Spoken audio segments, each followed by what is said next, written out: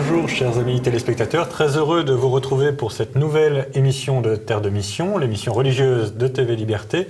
Très heureux de vous retrouver dans la joie de Pâques puisque nous sommes en plein temps pascal et que nous commémorons le mystère fondateur de notre foi, notre salut et notre future résurrection.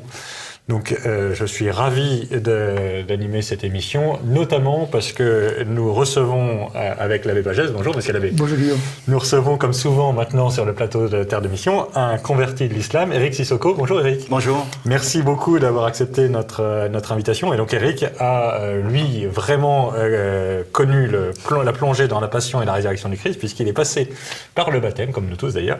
Mais pour beaucoup d'entre nous c'est quand nous étions petits. Eric, il l'a fait en toute connaissance de cause.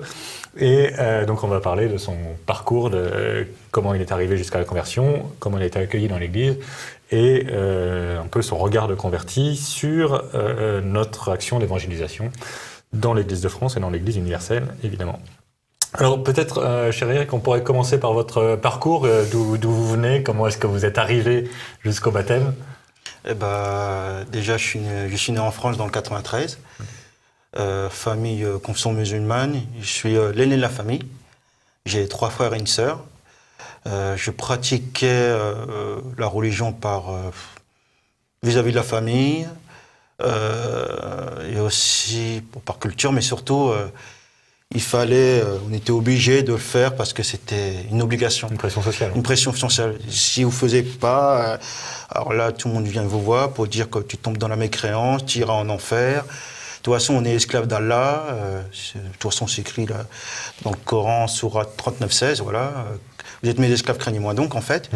Et même quand je me posais des questions, et que je suis allé voir des tontons, ils m'ont dit, t'as pas le droit de poser des questions, voilà, t'as pas le droit de faire une autocritique, sinon tu iras en enfer. C'est très intéressant de noter, donc, parce que je suis persuadé effectivement que la raison dernière pour laquelle, et vous me confirmerez ou pas, pour laquelle un musulman, enfin, est musulman, c'est la peur d'aller en enfer. Oui, c'est ça. Alors, à ce sujet, il faudrait déjouer l'argument qui est parfois avancé à l'endroit des chrétiens, leur disant qu'eux aussi menacent par l'enfer ceux qui ne veulent pas être catholiques. Mais il faut bien voir que la situation est très différente, parce que dans l'islam, c'est si tu ne fais pas cela, tu vas en enfer. Alors que nous, c'est parce que nous allons en enfer que Jésus est venu nous délivrer de ça. Parce que qu'on le veuille, qu'on ne le veuille pas, on est perdu. Jésus dit, je suis venu chercher et sauver ce qui était perdu. La mort physique que tout le monde a au bout de sa vie terrestre, ici-bas, est la preuve que nous allons tous à la mort, n'est-ce pas? Et donc Jésus vient nous délivrer de la mort, et comme le disait Guillaume, nous célébrons la résurrection. Et ça, c'est très différent de l'attitude des musulmans qui, eux, et vraiment, l'enfer est le moyen par lequel on les maintient dans l'islam. Nous, notre religion nous sauve de l'enfer. C'est pas la même chose. Et ensuite, par rapport à la foi chrétienne, je connaissais pas du tout. Personne en France m'a parlé de Dieu et Jésus. Je trouve ça dommage. Je connaissais la foi chrétienne par rapport le charisme de Jean-Paul II. Voilà, qui dégageait quelque chose, une force que même aujourd'hui, je ne sais pas comment il faut dire. Et même son enterrement, je me rappelle, j'ai regardé du début jusqu'à la fin, et même ma mère ou mon père a dit « C'est dommage qu'il est mort, c'est un homme bon ». Et je dirais qu'une des raisons qui m'a sauvé la vie, première chose, c'est que à côté de la cité, il y avait une bibliothèque, et j'ai commencé à lire l'histoire de France.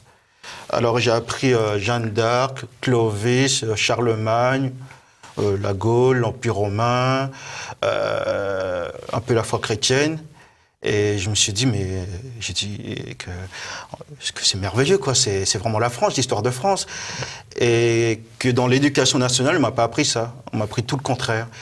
On vous apprenait à détester la France? Oui, voilà, c'est ça. Voire même l'histoire de France, ça commence en 1789, en 1793. Et qu'on veuille ou pas, la France a des racines chrétiennes, voilà. Et c'est ça qui m'a fait aimer la France. Et je pense que, je suis certain, si on aurait fait aimer la France aux gens qui sont issus de l'immigration, parents africains ou nord-africains, aux jeunes comme moi, ils auraient vraiment aimé la France, quoi, voilà. C'est Charles de Foucault qui disait ils ne seront jamais français s'ils ne sont pas chrétiens. Et donc c'est intéressant de voir que dans votre témoignage, comment la France et la foi chrétienne sont liées dans votre parcours, n'est-ce pas? Oui, oui. Et c'est ça et je me rappelle, on m'appelait mon petit surnom Louis XVI ou Napoléon Bonaparte. Voilà, parce que j'étais vraiment bon en histoire. Vaut mieux Louis XVI. Hein, oui, voilà, je préfère Louis XVI. J'ai pas conquis l'Europe. Voilà. Et ensuite, je faisais mes petites bêtises en banlieue avec certaines personnes. Et ma mère a dit où c'est l'armée en France, où c'est l'Afrique en fait. Et moi, je n'aimais pas l'autorité, voilà. Mais j'ai choisi l'armée. Pouvoir commencer. Et c'est vrai que quand j'ai fait mon service militaire, j'ai appris la cohésion, la patrie, voilà, chanter la Marseillaise, que je ne connaissais pas du tout, et aussi la discipline. Et c'est à partir de là, dans mon régiment, que je me suis posé des questions sur Dieu.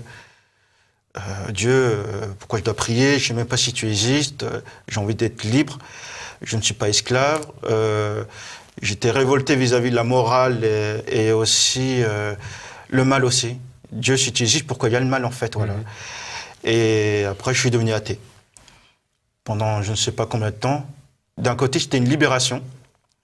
Mais après, je me suis dit, mais je ne peux pas dire qu'il n'y a rien.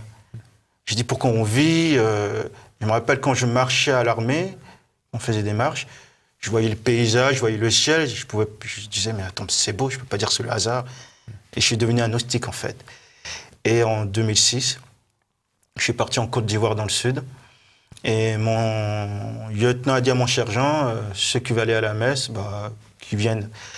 Alors, il est venu me voir pour la première fois. Et moi, je dis non, hors de question. J'ai pas envie du tout. J'ai rien contre la foi chrétienne, mais moi, dimanche, c'est repos, déjà. Et m'a trop bassiné vis-à-vis de la mosquée, il faut prier, voilà. Et après, j'ai réfléchi, j'ai dit, allez, pourquoi pas. Alors, je suis allé dans une église catholique. Et là, j'ai vu des Ivoiriens chanter, danser. Là, c'est vrai qu'il m'a fait quelque chose. Et après, ensuite, pour la première fois de ma vie, j'ai entendu « Dieu vous aime ». Un prêtre. Et là, je dis « Comment ça, Dieu m'aime? Mais moi, c'est impossible ». Et je voyais les chrétiens qui étaient joyeux, ils n'avaient pas peur de Dieu. Je disais qu'ils étaient proches de lui, quoi, voilà. Et après, j'ai entendu Jésus, fils de Dieu, alors là, j'ai eu du mal. Et il disait que le prêtre, il me disait que même si vous n'êtes pas parfait, il est là pour vous, il vous aime quand même. Et là, j'ai ressenti quelque chose de fort que j'avais jamais ressenti quand j'étais confession musulmane, une sorte de paix. Et ensuite, je suis allé voir mon lieutenant pour lui poser des questions. Et il m'a dit, écoute, le mieux que tu comprennes, je te passe le Nouveau Testament. Alors, il m'a dit, s'il y a un problème, tu viens me voir, et voilà. Alors, j'ai lu le Nouveau Testament. J'ai lu du début jusqu'à la fin. J'ai dit, mon Dieu, c'est une parole vivante, c'est un Dieu vivant. Alors, voilà. je propose qu'on fasse une petite pause et on reviendra à la lecture du Nouveau Testament, puisque nous venons d'épuiser la première séquence. Nous allons revenir dans 2 minutes sur le plateau.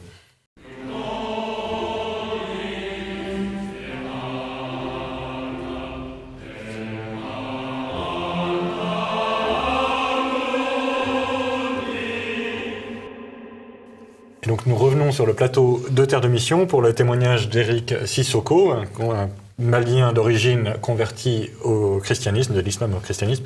Et donc Éric, vous racontiez qu'à l'armée vous aviez découvert le Nouveau Testament grâce à votre lieutenant. Oui. Et alors voilà, on en était là. Voilà. Et il y avait des passages qui m'ont vraiment plu, comme Matthieu chapitre 5, verset 44. Aimez vos ennemis et bénissez ceux qui vous maudissent. Voilà, faites du bien à ceux qui vous haïssent et priez pour ceux qui vous maltraitent. C'est pas un peu dur pour un musulman d'entendre un... Oui, super dur, parce qu'avant moi j'étais œil pour œil, dent pour dent. Ouais. Surtout à l'armée. Hein. Oui, surtout à l'armée. Parce que moi je me disais que le pardon c'était inimaginable et c'était une sorte de faiblesse en fait. Faiblesse, c'est ça. Et par exemple Luc chapitre 23 verset 34, pardonne-leur car ils ne savent pas ce qu'ils font. Ou surtout Jean chapitre 14 verset 6, je suis le chemin, la vérité et la vie. Ni ne vient au Père que par moi. Alors au début j'ai dit, j'ai jamais entendu une personne parler comme ça de toute ma vie. Ce que disaient les Juifs aussi. Oui, voilà, c'est ça. Mais il y a 2 choses qui m'ont scandalisé, c'était le pardon et aussi prier pour ceux qui vous persécutent. Je me suis dit que c'est inimaginable, je peux pas. J'ai dit, Jésus, je t'aime bien, mais non, moi, je peux pas. C'est de la faiblesse. Mais quand même, ça m'a attiré. Et j'ai dit qu'en plus, il juge pas les gens, il juge les actes, mais il les aide quand même. Ou peut-être aussi les béatitudes aussi. Ça, c'était le summum, en fait, voilà. Et je suis allé tous les dimanches à la messe. D'accord. Voilà. Comme ça. Comme ça. Ah ouais. Et des gens sont venus me voir pour me dire, mais pourquoi tu vas à la messe? Beaucoup de personnes comme sur musulmanes. Ah ouais. Ils m'ont dit, ah, tu veux te convertir? Et moi, j'ai jamais pensé à ça. J'ai dit, non, mais ça me plaît. J'ai envie, ça me plaît. Parce que tu joues Et de la guitare, peut-être, c'est pour ça? parce que les Africains sont plus exclamatifs. Et mon cher Jean a dit, fais attention parce qu'en France, c'est pas pareil. Et moi, j'ai dit, oui, j'ai remarqué ça, est-ce que je reproche, quoi, un peu. Et mon lieutenant m'a fait présenter un aumônier de l'armée. Et là, il m'a dit, est-ce que tu vas te convertir? Et j'ai dit, je ne sais pas. Et ensuite, quand je suis revenu en France, j'habitais encore chez mes parents, ma mère m'a reforcé à pratiquer l'islam, à aller à la mosquée, faire le ramadan. Je savais qu'il y avait une différence, mais là, c'était vraiment net, en fait. Et là, je me suis dit, non, mais ça y est, je comprends maintenant pourquoi les chrétiens est pris, parce qu'ils ont un Dieu Père, ils sont enfants de Dieu, et Dieu les aime, ils n'ont pas peur, quoi. Voilà. Et que nous, on prie, mais on est soumis, on est esclaves, et on ne sait même pas si on va aller au paradis ou en enfer. Voilà. Et 3 mois plus tard, j'ai contacté un de mes meilleurs amis d'enfance, Jean-Pierre, Francesc Chouch, ami d'enfance depuis le collège, je crois, depuis la primaire. On se donne rendez-vous à Paris et je lui ai dit, écoute Jean-Pierre, j'étais confession musulmane, à l'armée, je suis devenu athée. En Côte d'Ivoire, j'ai rencontré Dieu et Jésus. On fait comment pour devenir chrétien? Je dis juste comme ça, voilà. Et il me dit, écoute, le mieux, c'est va aller voir un prêtre et il va t'aider. Tu vas dans une église et voilà. Après, ensuite, je m'assois sur un banc et je réfléchis le pour, le contre, en fait. Parce que je me suis dit, peut-être je suis fou, parce que c'est la première fois qu'une personne peut-être va faire ça, et j'ai déjà entendu le contraire. Voilà. Des personnes qui étaient peut-être athées ou peut-être culture chrétienne, devenir... oui, voilà. Après, je me suis dit, bon, allez, j'ai découvert quelque chose de magnifique, c'est un trésor. Peut-être ça va me sauver la vie. Je suis sûr que c'est la vérité. Et voilà. Et je me suis souvenu, mon ami Jean-Pierre, il m'a dit, va à Notre-Dame de Paris. Et pourquoi vous pensez que c'était la vérité? Parce que déjà, c'est Jésus qui a dit, et je me suis dit, vu qu'il a fait 10 miracles, il est ressuscité, il est mort et ressuscité pour nous, je me dis qu'il n'y a pas plusieurs vérités, c'est lui, quoi, voilà. Ouais. Et il a dit carrément, j'ai tout accompli, après moi, c'est fini, quoi, voilà. Et moi, j'ai pas vu d'apparition, quoi. Alors, je vais à Notre-Dame de Paris, je rencontre un prêtre, et je remercie le Seigneur d'avoir rencontré ce prêtre, qui est toujours là, le père terrien, à 90 ans. Ah oui. Je lui ai dit, mon père, voilà, j'étais confession musulmane, j'étais athée, j'ai découvert Dieu Jésus, on fait comment pour devenir chrétien? Et lui, il m'a accueilli. Il m'a dit, c'est simple, on fait des cours catéchuménats, voilà. Alors je vais à Saint-Louis-d'Antin, voilà. Et j'ai pensé qu'au début, c'était à l'époque, bon, il va me baptiser, il va me parler de Dieu Jésus, voilà. En fait, c'est pas ça du tout. Il m'a dit que ça sera 2 ans et demi. Au début, j'ai trouvé ça long. Mais d'un côté, c'est bien. Parce qu'on peut faire un discernement, en fait. Et ils m'ont dit que j'étais libre de partir. J'étais super bien accompagné. On m'a beaucoup aidé. Je remercie tous ceux qui m'ont aidé aussi. J'étais bien accompagné. Aussi, j'étais baptisé en 2009. Baptisé et confirmé. Avec une autre fille qui était confession musulmane, qui était athée, qui a découvert le Christ aussi. Elle s'appelle Sabine. Et à ce jour-là, jusqu'à ma mort, le plus beau jour de toute ma vie, c'est mon baptême. Parce que là, j'ai pleuré de joie, parce que là, je me suis dit, là, je serai une nouvelle personne. Amen. Et là, je suis enfant de Dieu. Et j'oublierai jamais, en fait, voilà. Magnifique. Vous parlez de Jean-Paul II tout à l'heure, mais Jean-Paul II lui-même disait que le plus beau jour de sa vie, ce n'est pas le jour où il a été nommé pape, où il est devenu évêque ou prêtre, mais ça a été le jour de son baptême. Effectivement, c'est la base de tout. Hein. Mais lui ne s'en souvenait pas, alors qu'Éric s'en souvient. Je me souviens. Et ensuite... Et après l'accueil dans l'église, ça s'est bien passé? Alors, on a des témoignages assez contrastés. Il y a beaucoup de convertis de l'islam qui n'ont pas été très bien accueillis. Oui, ce que je trouve ça dommage, c'est que Il y a beaucoup de gens qui sont allés voir des prêtres pour devenir chrétiens. Alors, on leur a fait patienter. Et après, il n'y a pas eu de retour. Et ils y vont chez les évangéliques, parce qu'on les accueille plus. Ils sont plus missionnaires. On leur a dit, malheureusement, pourquoi tu veux devenir chrétien, mais... Sois un bon musulman. Oui, sois un bon musulman, voilà, c'est une belle religion. Ouais. Moi, j'ai envie de dire, mais à ces prêtres-là, mais pourquoi pour vous, Jésus, c'est qui, quoi? Pourquoi vous êtes chrétien? Voilà, et j'ai dit que le salut, c'est pour tout le monde. Voilà. Après, on aura des comptes à rendre. Voilà. Alors, on va revenir sur l'accueil des convertis dans l'Église. On fait une petite pause et on revient sur le plateau dans 2 secondes.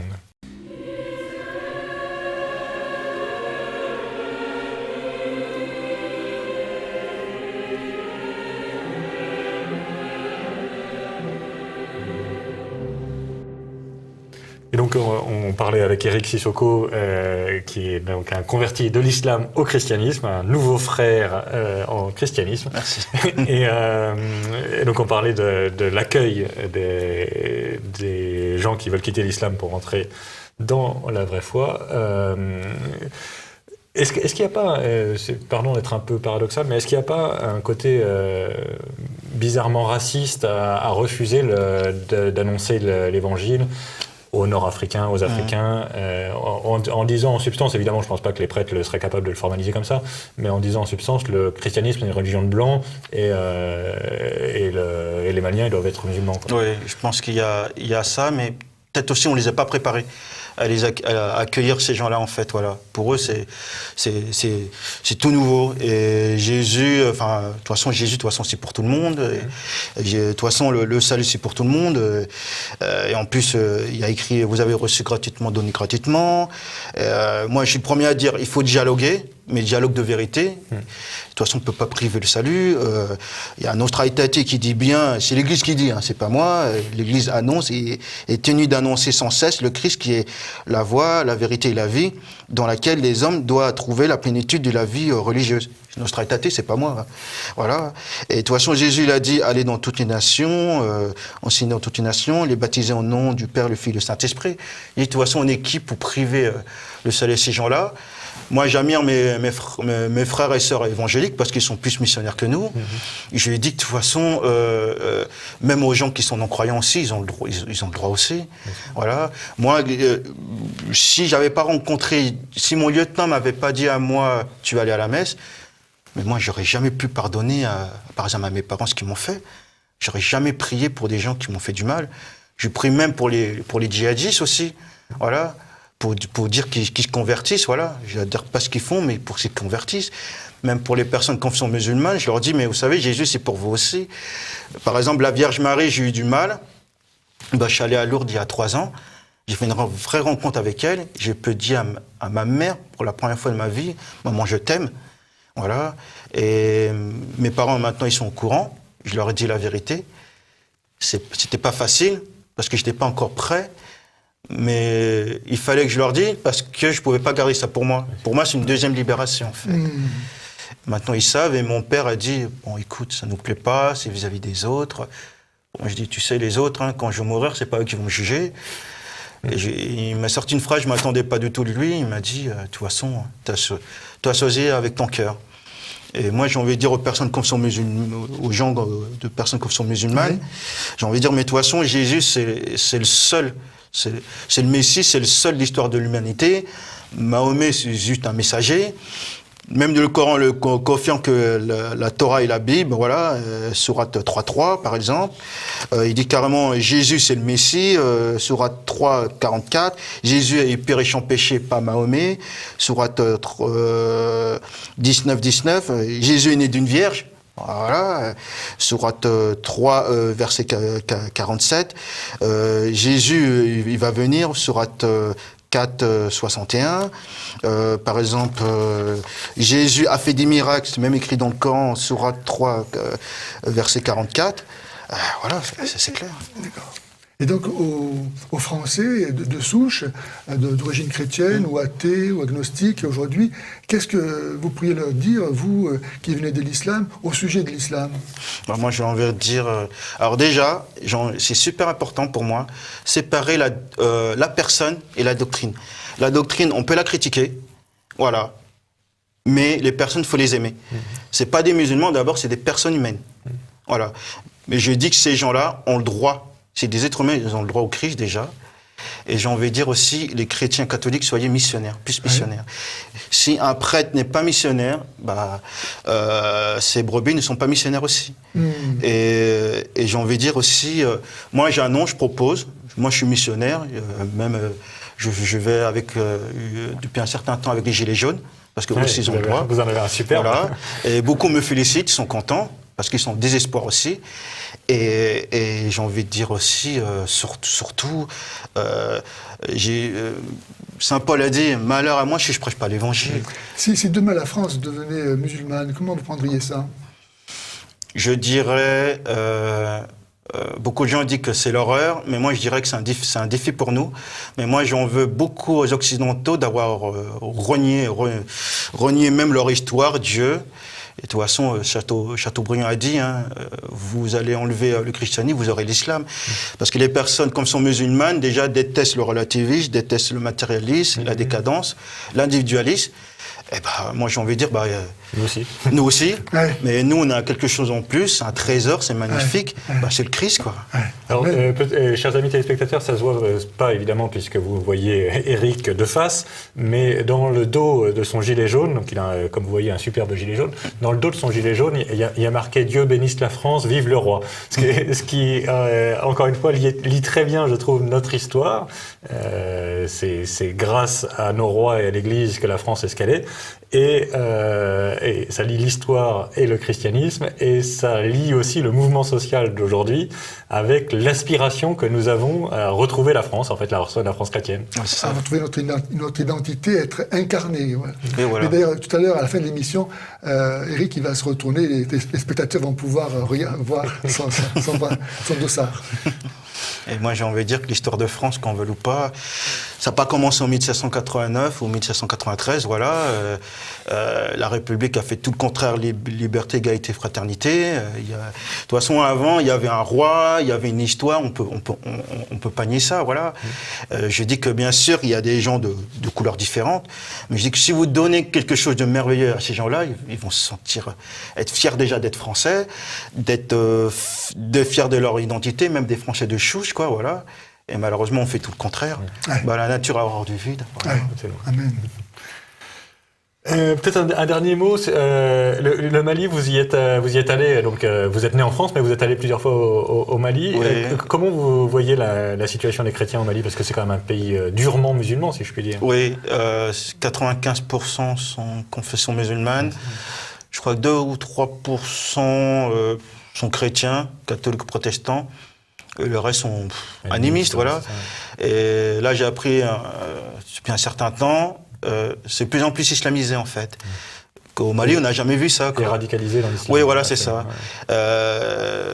Parce que, malheureusement, les Africains noirs, en fait, ils ont dit que il y a une perte, ils voient la mondialisation, alors on va s'islamiser. Voilà. Ah oui, c'est la réponse. Voilà, c'est ça, et que je pense pas que c'est la bonne réponse. Les Africains noirs, par exemple, c'est plus facile de parler avec eux, parce qu'il y a la culture d'animiste aussi. Voilà. Mais, et là, j'ai appris qu'il y a eu des assassinats, des attentats. Je ne sais pas comment ça se passait vis-à-vis du Mali et d'autres, mais je vais prier. Ils sont touchés par Boko Haram, je pense aussi, non? Non, peut-être c'est plutôt les peuples qui descendent. Oui. Mais voilà, c'est ça. On va devoir arrêter là, malheureusement. Mais en tout cas, cher Éric, évidemment, on est ravis d'accueillir un nouveau frère dans l'Église et sur ce plateau, naturellement. Merci beaucoup pour ce très beau témoignage. Nous nous retrouvons la semaine prochaine et d'ici là, que Dieu nous garde. Tourne-toi, Éric. Voilà, donc vous voyez le slogan, voilà. Jean 14,6, je suis le chemin, la vérité, la vie. Dieu bénisse la France et vive le Christ roi. Ouais. Amen. Bravo. Merci, cher Eric. Merci, cher monsieur l'abbé. Merci à vous. Donc, à la semaine prochaine, chers amis téléspectateurs. Et d'ici là, de nouveau, que Dieu nous garde.